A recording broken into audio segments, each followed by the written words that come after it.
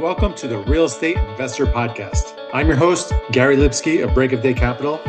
I talk to leading experts to discuss a wide range of subjects to educate investors on best-in-class practices to build legacy wealth and positively impact communities. Let's jump in. Hey, it's good to be back on the podcast.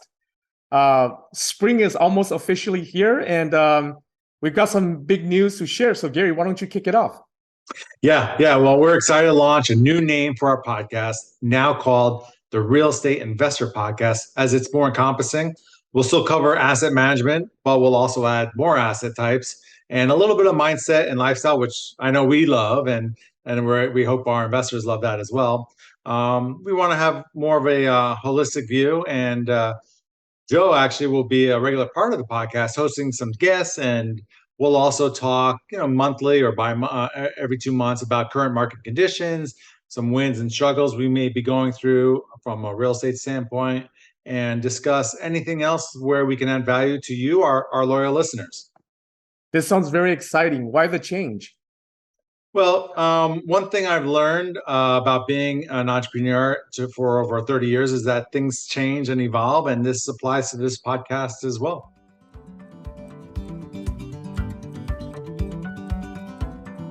Choosing the right insurance coverage for multifamily properties isn't that complicated, if you know who to talk to. At the Garzella Group, we're uniquely qualified to help you navigate the range of policy choices you have, and we're committed to saving you 30% in the process. We do intensive market research and have nationwide relationships, so we can find coverage other insurance brokers simply can't. We should talk. Go to quotenow.biz, and we'll start the conversation. Gary, could you tell us about some of your favorite guests and nuggets of wisdom that you got from them? Absolutely. I mean, we've had, I don't know, about 140 podcasts, and I got to be honest, I've learned something from everyone. Someone that maybe just be starting out to someone that's done 30 deals. Everyone has a little bit to offer. So I've really been blessed to have so many great guests on the show. But yeah, there's always a few that kind of stand out. Brandon Turner, episode 126. I love that he thinks big, and he's so passionate about what he does. He talked about the processes he goes through hiring someone and kind of makes them go through all these different steps. So it really weeds out those that are not committed and those that don't follow directions. I thought that was really cool. He also talked about his aligned goals with his team, and he's given up a decent amount of ownership within his company to find the right people that have allowed his company to really rocket fuel ahead. So great podcast.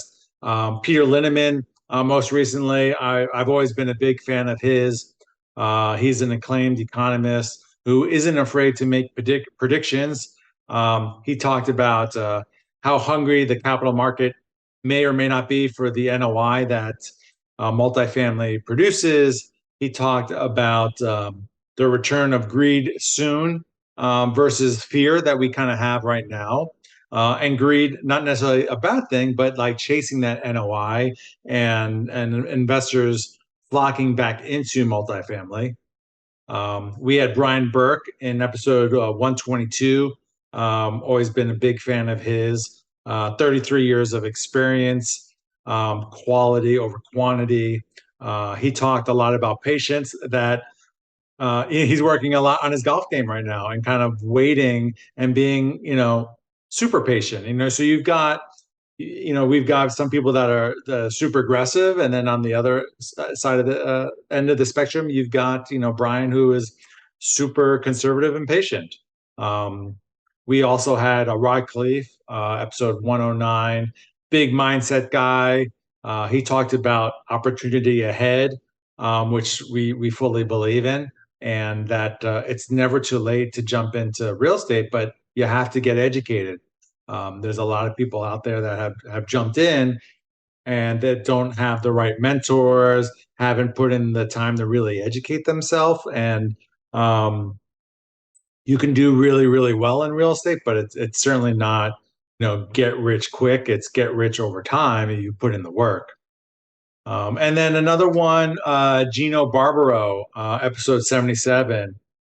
He did a deep dive into systems, people, and culture to grow his company, and his coaching platform. And that was, like a mini MBA in like 20 minutes, tons and tons of golden nuggets. So if you haven't checked out those episodes that I just listed, definitely check them out. And like I said, pretty much every episode there's some really great nuggets, and we try to have something for everyone, and to help people become better real estate investors. Yeah, I definitely heard some of those episodes that you mentioned. In fact, I think I had to listen to a few of them more than once, picking up new nuggets each time. Um, I'm curious, what do you have any favorite podcasts yourself? oh, sure, yeah, yeah. There was a lot of good ones, right? So if I had to pick a few off the top of my head, I like one with when you interview Chris Bystransky, and that's a little bit more personal for me because it's really about removing your limiting beliefs, getting out of that limiting mindset, and then just stepping out of your comfort zone. Gary, as you know, this is something very personal for me. It's part of my personal development that I'm working on, so that's near and dear to me. Um, and then because I spend so much time talking with investors all the time, I have to kind of explain things from the GP perspective and as well as from an LP perspective. And so another episode that I resonate with is the one where you interview Randy Langendorfer. And in that episode, Randy kind of described the challenges and the obstacles that general partners face and have to overcome, and learning those lessons, doing things differently the next time, and also communicating that effectively with the investor, making sure they understand what's going on. I just thought that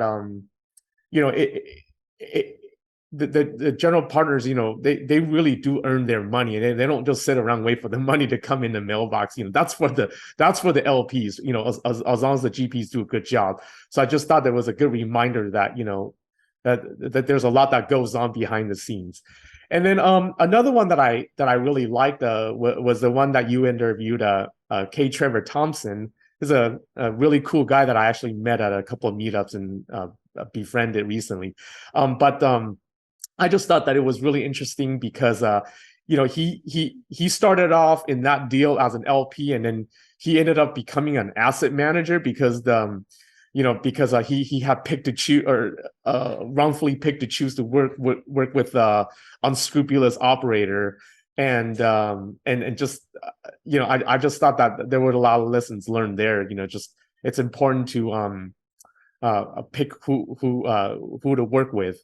And he actually, I don't know if you remember this, but he credits you for teaching him the asset management skills, not only from your book, but also your asset management coursework. So he credited you significantly for for him having to step in to help the operator.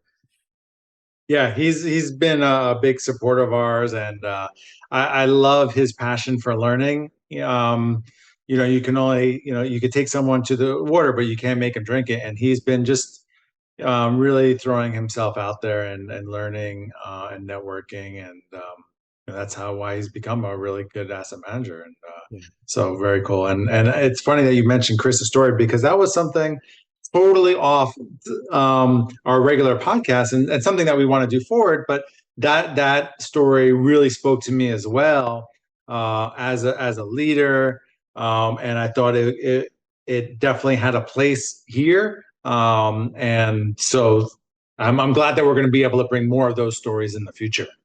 I agree. So Gary, we got a little bit more time left. And I wanted to let our listeners get to know you a little bit better. Would it be okay if we asked you a few personal questions? And go for it. All right, cool. All right. What do you love to do outside of work? Yeah, and so I love what I do, and so I don't look at it as work. Like, this is I'm very anything I get involved in, I'm passionate about, and so I don't mind sometimes 85 hours and travel, taking a 5 a.m. flight to be in Phoenix, early in the morning so we could tour new properties and tour all of ours. But yes, got to have some fun time, and I love being outside, hiking. I play beach volleyball if I'm in town twice a week. We have a basketball game, a private game that we've had that's kind of evolved over the years. We've played that for about 24 years now, and travel, but travel that we're not good just sitting at the beach and whatnot. We have to be like exploring and being out in nature. Love live music, love food. So those hobbies keep me busy. That's awesome. Tell us about your favorite non-real estate book. Yeah, I would say it's Crucial Conversations, and we all have to have those tough conversations, and whether it's work or with a partner or a child or your parents. And so that's like one of my favorite books, because it gives you a lot of skills or tools for your toolbox to how to have these tough conversations, which we all hate having. So I think it's a really great book that everyone should read. Thank you for that recommendation. How about tell us about a recent trip that you took and why did you take that trip? Yeah. Recently, I took my two daughters and my lady. We went to Spain and Portugal over Christmas break. It's been on our bucket list for many years, and it was great to just get away and explore other countries. We've been wanting to travel to Europe for a long time. Obviously, you had COVID and whatnot, and we averaged over 6.5 miles every single day while we were on this trip, just exploring, just walking everywhere, having good food, and getting jumping into the culture and everything. So it was a great trip for me to bond with my daughters and have create lifelong memories. And that's so important to um, when it comes down to it, it's about relationships and connecting. That's the most important thing. So we were able to have the 2 weeks to ourselves to really just escape and enjoy. Sounds like a great place for our next corporate retreat. What do you think? I like it. I like it. How about speaking of work? Can you tell us about what your favorite project has been so far?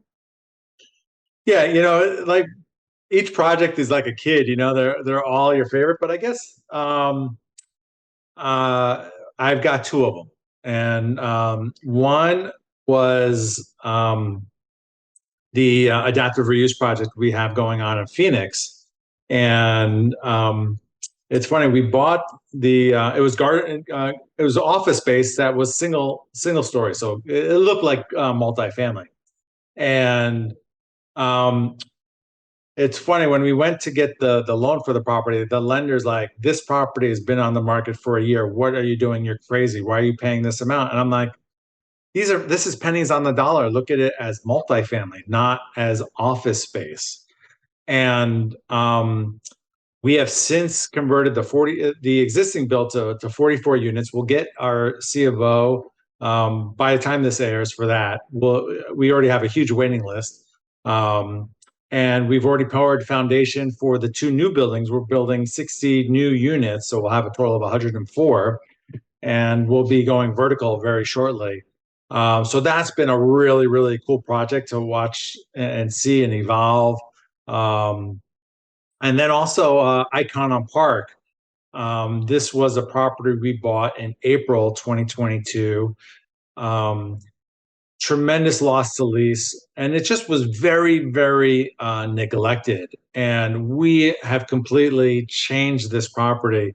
Beautiful paint job, new landscaping. We added a dog park. We redid the pool area. Um, we also changed out the gym area because the entrance was through the office, and so residents could only use it from 9 to 5. So they have their own. We added a new doorway and we closed it off to the office. We opened up the office. We raised the roof, the ceiling, 12 inches, but 12 inches doesn't sound much, but it really looks so much more open. We painted it, new flooring, new lighting. We opened up the clubhouse. We got an extra probably 10 feet by going into the room behind it, and there was plumbing, so we added a kitchen. um, this was a C class property, and now it's a B plus property. We're getting tremendous rent bumps, and residents are staying because they love what we did to the property. And that's what we always try to do, is create win-win opportunities for our investors and for our residents. And they see the value. The rents are still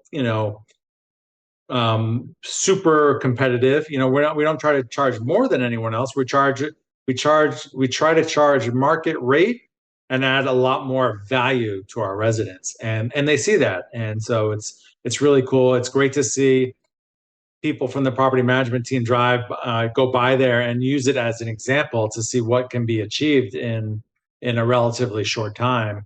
Yeah, those are two projects that I'm stoked about. Yeah, I remember when you took me to tour the properties, and when I saw the office conversion project, I was like, oh wow, I I could see your vision right away, and I wish we could do a lot more of these deals. So hopefully we'll find more for our investors. And Yeah. then yeah, Icon Park. Oh my gosh, I'm an investor in that deal, and I can't even recognize it from how it started. It's almost unrecognizable, and it's definitely a lot of work was put into that place, and it really shows. Well, Gary, with that in mind, what are some of the biggest lessons you've learned from the industry? Yeah, I mean, it's you build up this knowledge base, but every day, every week, things are always changing, and you have to keep learning. I don't profess to know everything, which is fine, but I have a great network, and if I don't know something, I can reach out to someone that I know and say, "Hey, have you experienced this? I'm curious. I want to get your feedback." And if they don't know it, they'll usually know someone that has gone through that. So it's great to be part of a community that helps each other. And you're always problem solving. You're always trying to be proactive. Anytime, things don't stay perfect the whole time. And so you got to stay on top of it. And a lot of times, some of our best deals are projects that require a ton of work, and things aren't going as good as you had hoped, but you kill the projections, and you go, many, many times past your projections because of all the work that you've done. Um, and selling at the right time. That's the key, selling at the right time. So having great, good, really good debt on it, having cash reserves, and being proactive from even before you take over, so that you can execute on your business plan and um, make a bad deal good and a good deal great. Yeah, sounds good. So Gary, I've always known you as an entrepreneur and somebody with many, many years of operational experience and management expertise. Knowing what you know today, what advice would you if you could travel back in time, what advice would you give to the young Gary Lipsky? So in the beginning of my entrepreneurial life, I'd say I didn't have the mentors that I have today. It's funny. I'm more successful now than I've ever been, but I invest so much money into myself now, that I wish I had done at a younger age. That has helped me and provided a really good support network for me. If for whatever I need to help my business. So I would definitely advise my younger self, and for those listening, is to really invest in yourself. Really learn, love the process, which I know sometimes is frustrating. I mean, there are times we didn't have a deal for 13 months, and very, very frustrating. And you want to go from 0 to 10 deals or 20 deals, and you got to put in the work and you take your time, and you're only as good as your last deal. So it's not a race. Take your time, be patient, keep learning, keep networking, keep growing. So that's what I would tell my younger self. That sounds awesome. Well, Gary, we're getting a little bit closer to the conclusion of this podcast. But before we do that, could you tell us about the award that you just won and the recent speaking engagement?